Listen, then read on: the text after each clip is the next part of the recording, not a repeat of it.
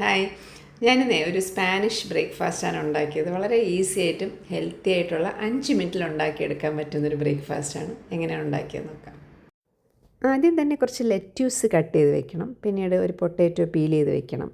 അതിനുശേഷം ഒരു 4 മുട്ടയിലേക്ക് ഈ ലെറ്റ്യൂസും ആവശ്യത്തിന് ഉപ്പും കുരുമുളകും ചേർത്ത് നന്നായിട്ടൊന്ന് മിക്സ് ചെയ്ത് മാറ്റി വയ്ക്കുക.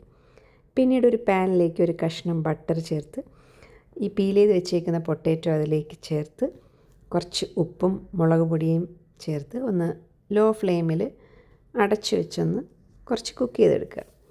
അതിലേക്ക് നമ്മൾ മിക്സ് ചെയ്ത് വെച്ചേക്കുന്ന മുട്ട ഒഴിച്ച് കുറച്ച് ചില്ലി ഫ്ലേക്സും മൊസറല്ല ചീസും ചേർത്ത് ലോ ഫ്ലെയിമിൽ അടച്ചു വെച്ചൊന്ന് വേവിച്ചെടുത്ത ശേഷം ഒന്ന് മറിച്ച് അതിലേക്ക് കുറച്ച് ഒറിഗാനോയും ചേർത്ത് കഴിഞ്ഞാൽ നല്ല ടേസ്റ്റുള്ള സ്പാനിഷ് ബ്രേക്ക്ഫാസ്റ്റ് ഇവിടെ തയ്യാറായി കഴിഞ്ഞു.